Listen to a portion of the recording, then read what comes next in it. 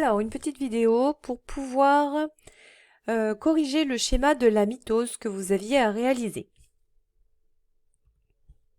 Pour commencer, nous allons prendre une cellule qui correspond à ce que l'on avait choisi pour faire la première cellule du schéma de la méiose.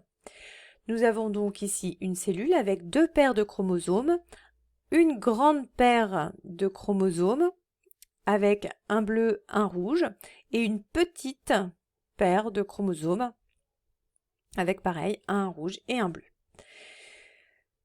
Je vous rappelle la formule mathématique, 2n signifie que les chromosomes sont rangés par paire, égale le nombre qui est ici correspond au nombre de chromosomes au total dans la cellule.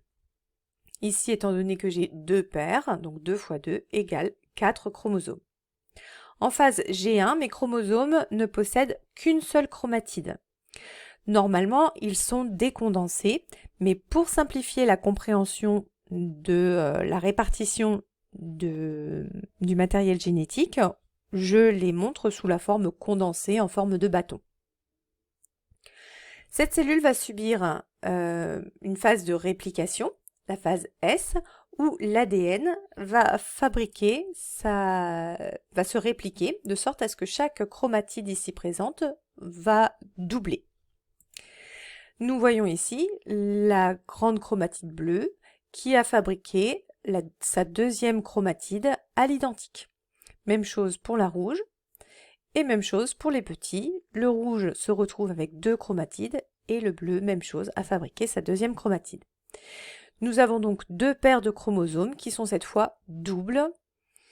La formule par contre n'a pas changé. Nous avons toujours deux paires de chromosomes avec 4 chromosomes au total. Nous sommes en phase G2 qui précède la phase de division cellulaire. Dans le cas qu'on étudie maintenant, il s'agit d'une mitose. La mitose a pour principe de séparer les chromatides. Nous allons donc séparer les chromatides bleues pour les répartir dans chaque cellule. On sépare les chromatides rouges du grand chromosome et même chose pour les petits chromosomes, petites chromatides rouges également de part et d'autre. On arrive alors sur des cellules avec deux paires de chromosomes toujours, à nouveau, simples. Donc la formule ne change pas, nous avons toujours nos 4 chromosomes avec l'information génétique, sauf que cette fois cette information n'est pas doublée. On retombe par conséquent exactement sur la même cellule que l'on avait en phase G1.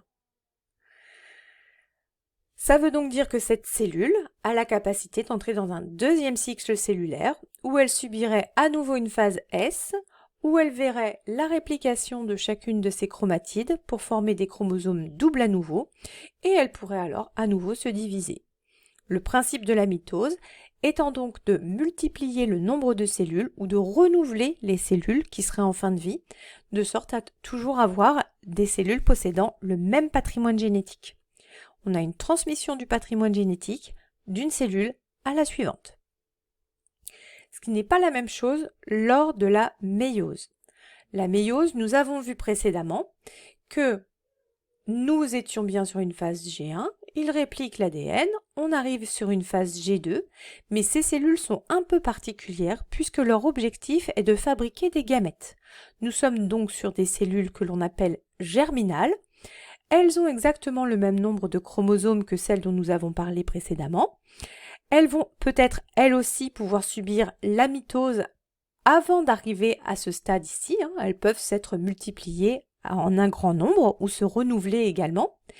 Mais lorsqu'elle rentre dans la phase de cycle pour faire une méiose, ça veut dire qu'elle va fabriquer des cellules reproductrices. Donc là, la répartition des chromosomes lors de cette division ne va pas du tout être la même. D'abord, on a deux phases. La première division de méiose va séparer les chromosomes d'une même paire. On dit que les chromosomes homologues sont séparés. Il n'y aura donc plus de paire de chromosomes comme on avait ici, mais on aura un seul chromosome pour chaque paire. Nous étions sur des cellules dites diploïdes, donc diploïdes avec des chromosomes simples ou diploïdes avec des chromosomes doubles. Ici, on arrive sur des cellules haploïdes avec des chromosomes doubles parce qu'on a séparé les chromosomes homologues. Lorsqu'on parle de cellules haploïdes, c'est-à-dire qui ne possèdent qu'un seul des 2 chromosomes de chaque paire, on va dire un N égale et on note le nombre de chromosomes dans la cellule. Donc ici, on a un N égale 2. Lors de la division de méiose numéro 2, on va alors séparer les chromatides de chacun des chromosomes restants. La grande chromatide bleue, la petite chromatide bleue vont se répartir de part et d'autre.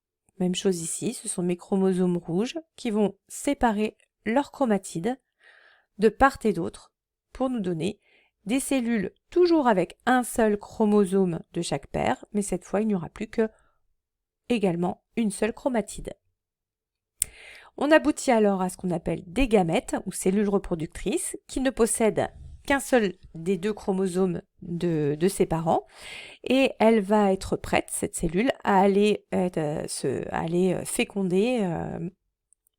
faire féconder par un autre gamète de l'autre sexe, qui lui aussi possédera un seul des 2 chromosomes. Par conséquent, on pourra rétablir des cellules qui possèdent des paires de chromosomes après la fécondation. Alors faisons un point de comparaison maintenant entre la mitose et la méiose. Une division de mitose va permettre de multiplier ou de renouveler des cellules à l'identique. Toutes les cellules somatiques, diploïdes, vont réaliser ce type de division. Par contre, pour la méiose, cela concerne non pas une mais 2 divisions successives qui permettent de produire des gamètes. C'est donc seulement les cellules à l'origine de la production des gamètes, cellules qu'on appelle cellules germinales, qui réalisent ces divisions.